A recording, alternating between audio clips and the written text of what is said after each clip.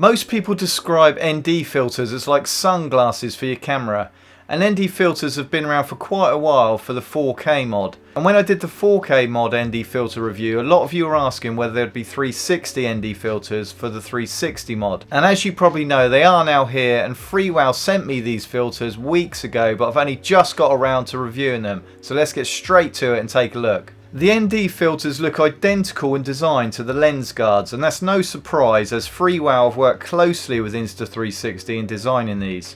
And each pair comes in a plastic case with a magnetic snap lock enclosure. The ND filters are really easy to put on, and in fact they're a lot easier to take on and off than the lens guards were. These ND filters clip on like the lens guards did straight onto the front of the standard bracket that comes with the insta360 1R. When I was trying to film this video, I even managed to get one of the filters on with one hand while I had a camera in the other hand. And that's not recommended, but it was surprising how easy it was to put it on. And taking them off was really easy as well, and this makes a big difference with accessories like this because you're more likely to want to go out and use them. The ND filter's main purpose with cameras like these is to reduce the amount of light that comes into the camera. And if we do that, we can then adjust the shutter speed, which increases motion blur so our shots look more natural to the human eye. The faster the shutter speed, the less motion blur we have, and the slower the shutter speed, the more motion blur we have.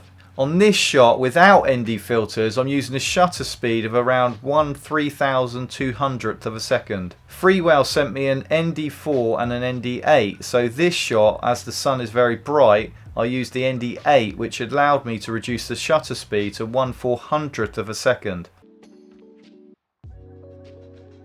The difference is subtle and quite subjective, but it does give you a different look to your shots. It's always a bit of concern when you put a piece of glass in front of a lens because you don't want it to affect the image quality. And sometimes when we put a lens filter like this in front of the lens, it can cause a softer image or reflections or lens flares. And particularly in harsh sunlight, it can draw a lot of attention to the dust particles that collect on the filter. And of course, harsh sunlight is when we're more likely to use these filters, so it's important to know how they respond in these conditions. These ND filters have been manufactured to a high standard with 16 layers, including ND coating, waterproof, dustproof, and scratchproof and oilproof coatings. But what is the result when we use them in harsh sunlight? When the shots are reframed pointing back towards me, the image quality is largely unaffected by the ND filters, which is a big thumbs up for the quality of the glass used. When we start pushing the ND filter and reframe towards or across the sun, you do pick up more lens flares and reflections, and this then also does draw more attention at times to the stitch line, which occasionally looks uneven in colour. And this is despite the fact that chromatic calibration is switched on.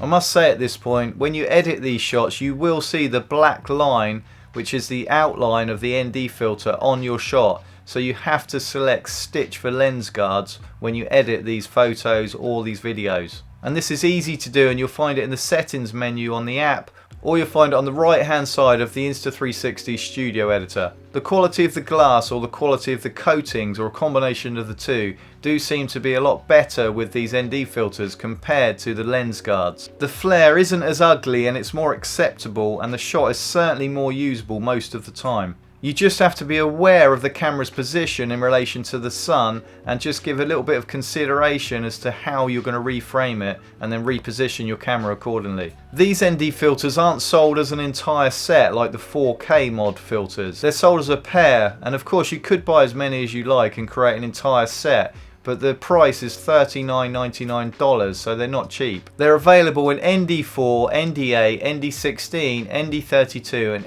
ND64. And the different numbers on the filters refers to the level of darkness that the ND filter creates. So the higher the number, the darker the filter, so that the darker the image. You have to be careful when you select your ND filter that you don't create motion blur to the point that your shots just look out of focus. And that does become subjective to a point. So you have to experiment with what looks best. One other question I had on my channel was to do with how ND filters affect the stabilization. And I have read the reasons why this can happen, but I didn't experience this myself in the short tests I did while I was running with the camera. But then I was only using the ND4 and the ND8. In terms of the choice of ND filter, I think the ND4 and the ND8 do hit a bit of a sweet spot. These filters do allow you to control the shutter speed, so you do have some level of control over how your image looks and how much motion blur is in your image, but it doesn't give you too much blur, and also the level of darkness that it creates isn't so dark that you wouldn't be able to use these all the time. And this is the other major benefit of using these particular ND filters, is that they can double up as lens guards. And using these ND filters as lens guards is great for those times when you're getting action shots where your lenses are more vulnerable to getting damaged. Let me know in the comments what you think about having these ND filters as part of your kit, and if you want to find out more about accessories for the Insta360 1R, or if you want to look at the review on the Insta360 1R 4K mod ND filters, then you can watch these two videos next. My name's Rich, thanks for watching, and I'll see you in the next video.